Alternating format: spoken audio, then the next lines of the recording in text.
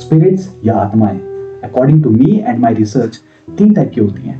पहली, जिन्हें एक्चुअल में हम ह्यूमन बींग्स को हार्म पहुंचाना अच्छा लगता है या वो हमें नुकसान पहुंचाना चाहती है कहीं ना कहीं।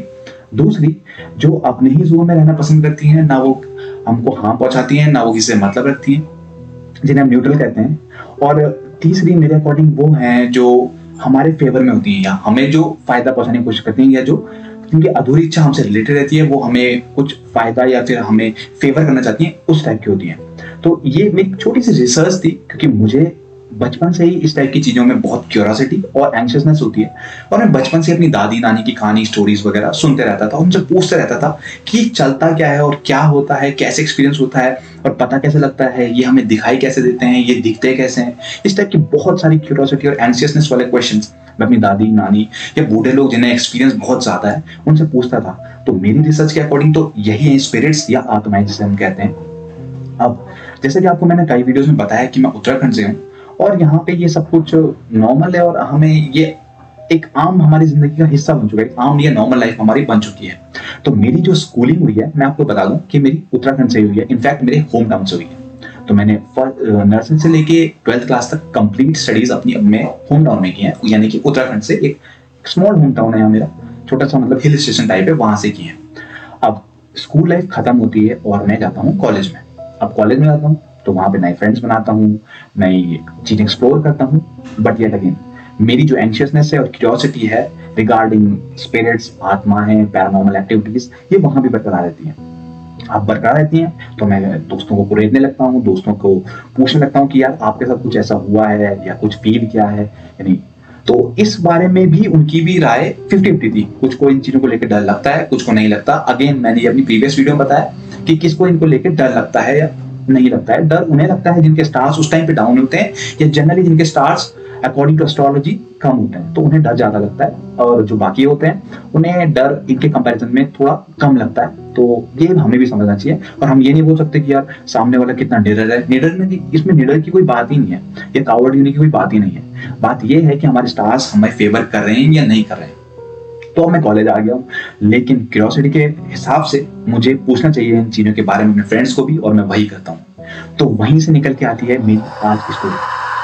अब आज की स्टोरी में मैं अपने फ्रेंड का नाम नहीं लूंगा, क्योंकि मैं किसी की प्राइवेट लाइफ को डिस्टर्ब नहीं करना चाहता। तो for the sake of his privacy मैं उसका एक हाइपोथेटिकल नाम देता हूँ। तो मेरे फ्रेंड का नाम आज इस स्टोरी के लिए राहुल है। तो अब मेरा फ्रेंड राहुल है और उसके साथ मैं काफी टाइम स्पेंड करता हूँ और मेरी अच्छी बॉन्डिंग हो जाती है, और इसी बॉन्डिंग के अकॉर्डिंग वो मुझ पर ट्रस्ट करके मुझे ये स्टोरी नरेट करता है। अब मैं राहुल के बारे में थोड़ा सा बेसिक अंडरस्टैंडिंग देता हूँ, राहुल क्या है और कौन है। राहुल एक आर्मी फैमिली, आर्मी बैकग्राउंड से बिलोंग करता है, उसके पापा आर्मी में। अब आर्मी में मैं इसके बारे में थोड़ा बता दूं कि उत्तराखंड में बहुत सारे लोगों को आर्मी में जाने का क्रेज है। अब इसे आप एज अ रोजगार समझ लो या एम्प्लॉयमेंट समझ लो, या फिर देश के प्रति कुछ समर्पण करने की, कुछ अर्पण करने की भावना समझ लो। तो राहुल के पापा आर्मी में हैं, और since he is from army background family, तो उसको अपने पापा के ट्रांसफर की वजह से इधर उधर ट्रैवल करना पड़ता है। But since he is in college, तो मेरी वहां अच्छी पहचान हो जाती है, क्योंकि कॉलेज तो कंप्लीट उसे 4 साल का करना ही था। तो वही हमारी बॉन्डिंग स्ट्रांग होती है। अब स्टोरी कुछ इस टाइप से शुरू होती है कि राहुल के पापा का ट्रांसफर हो जाता है, जो उसके पिछले वाले जो उनकी पोस्टिंग थी उससे राजस्थान हो जाता है, यानी कि उनकी पिछली वाली जो पोस्टिंग थी वो थी देहरादून में, तो उनका ट्रांसफर हो जाता है राजस्थान में। अब राजस्थान में हो जाता है तो ऑब्वियस है उन्हें फैमिली को शिफ्ट करना पड़ेगा। टिल देन राहुल जब भी छुट्टियां पड़ती थी वो देहरादून विजिट करता था, but now he had to visit from Dehradun, he had to visit I mean Rajasthan. तो उसे राजस्थान जाना होता था छुट्टियों में। तो उसकी फैमिली शिफ्ट कर जाती है, राजस्थान में सेटल हो जाती है, और उसकी फैमिली जब शिफ्ट होती है, सेटल होती है, तो उसकी फैमिली यानी उसके पापा और मम्मी एक अपार्टमेंट सेलेक्ट करते हैं और उसको रेंट में ले लेते हैं। अब वो अपार्टमेंट का जो फ्लोर होता है वो उनका फ्लैट 9th फ्लोर में होता है। अब 9th फ्लोर में होता है तो वो थोड़ा टॉप पे था, तो उन्हें इसलिए वो टॉप पे लिया था कि ताकि व्यू अच्छा आए और उन्हें नई नई चीजें वहां से दिखें, क्योंकि रात को या दिन में बहुत ज्यादा प्यारा व्यू आता है, बहुत ज्यादा अट्रैक्टिव व्यू आता है टॉप लेवल वाले फ्लैट से। तो वही होता है। अब टाइम होता है हमारी वेकेशंस का, जो कि समर वेकेशंस थी। अब समर वेकेशंस थी तो ऑब्वियस है कि राहुल कहाँ जाएगा, अपने फैमिली को विजिट करेगा। तो राहुल इस बार मेरे साथ देहरादून ना आके, ऑल्दो मेरा जो होम टाउन है वो देहरादून से भी बहुत दूर है, मैं तो देहरादून से भी काफी दूर रहता हूँ, बट राहुल इस टाइम देहरादून आके जाता है अपने राजस्थान। राजस्थान क्यों? क्योंकि उसकी फैमिली शिफ्ट हो चुकी थी। अब राहुल का ये फर्स्ट टाइम था राजस्थान में, वो एक्साइटेड भी था, तो वहीं थोड़ा उसे अच्छा भी फील नहीं हो रहा था, नर्वस भी था। क्यों? क्योंकि उसके जो पुराने फ्रेंड्स थे वो सारे देहरादून में ही थे, और देहरादून के बाद अब उसे ऐसी नई जगह जाना पड़ रहा था जहाँ पे उसको कोई फ्रेंड्स नहीं थे। तो फ्रेंड्स नहीं थे, फिर भी वो एक्साइटेड भी था, क्योंकि राजस्थान में टूरिज्म बहुत ज्यादा है, और टूरिज्म बहुत ज्यादा है तो बहुत सारी एक्सप्लोर करने वाली जगह भी बहुत है, बहुत सारे किले हैं वहां पे। तो राहुल राजस्थान पहुंच जाता है। अब ये बात तब की है जब राजस्थान जैसे ही वो पहुंचता है, तो उस दिन तो थोड़ा थका रहता है, तो उसका वो पूरा दिन सोने में निकल जाता है, तो वो सो जाता है।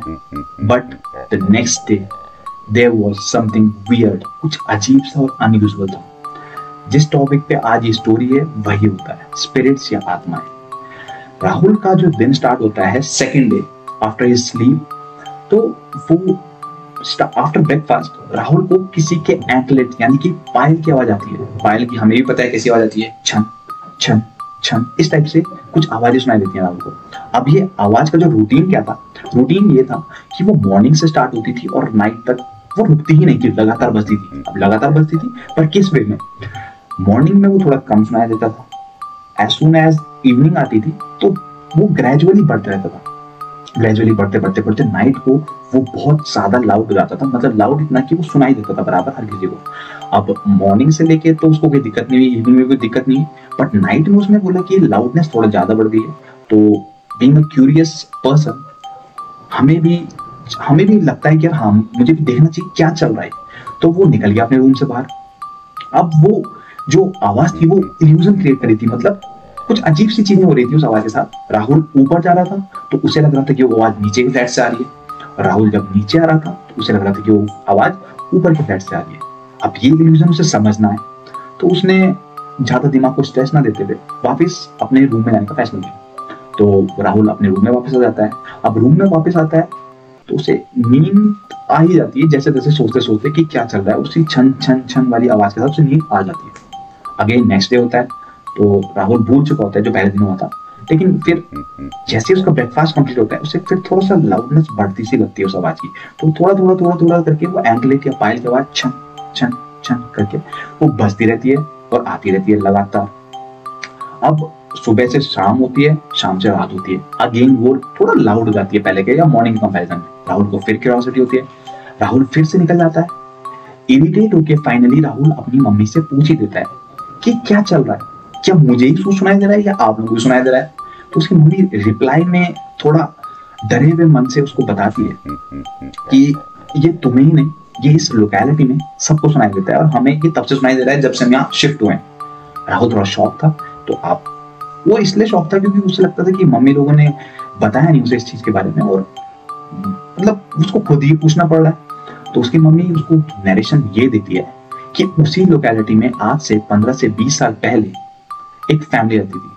अब फैमिली रहती थी तो उसमें उनकी एक डॉटर थी।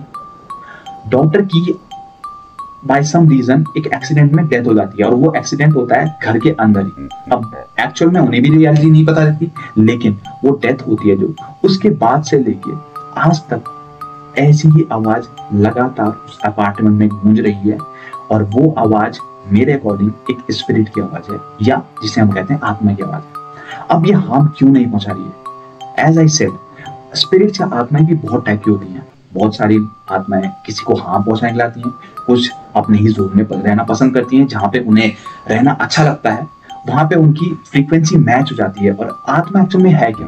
एक एनर्जी है, और एनर्जी वो है जहां पे वो अडेप्ट कर पाए, वहीं पे वो रहना पसंद करती है। तो शायद कहीं ना कहीं वो जो एम्बुलेट की आवाज थी, जो पायल की आवाज थी, वो भी उस स्पिरिट से अटैच्ड है, और कहीं ना कहीं वो स्पिरिट को भी वहां पे की जो वाइब है या जो वहां का ऑरा या एनवायरमेंट है उससे एक अडेप्टेशन हो गया है, जो कि उसे कहीं जाने से रोक रहा है।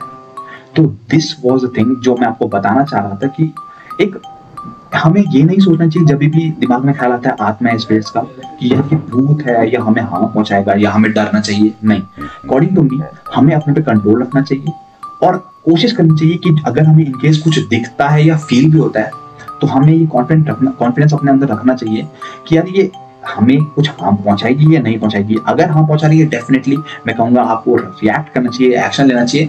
But again there are some spirits who are in their zone, वो हमें हार्म नहीं पहुंचाएंगे, but they just like to live in along with the companion। जो रेसिडेंशियल इलाके हैं वहां उन्हें रहना पसंद है।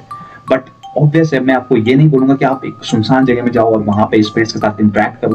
डेफिनेटली जहां पे कुछ नेगेटिविटी वाली चीजें हो चुकी हैं वहां पे कुछ नेगेटिव स्पिरिट्स भी होती हैं। अब ऑब्वियस है कि रेसिडेंशियल इलाके में जो स्पिरिट्स होंगी वो कहीं ना कहीं फैमिलियर होंगी उस इलाके से और वो लोगों से, तो वो हार्म तो नहीं पहुंचाएंगी। So this was my story. I hope you like it and I hope आपको कुछ अलग एक एंगल मिला होगा आत्माओं या स्पिरिट्स के बारे में। तो stay tuned for the next video. Till then, good bye.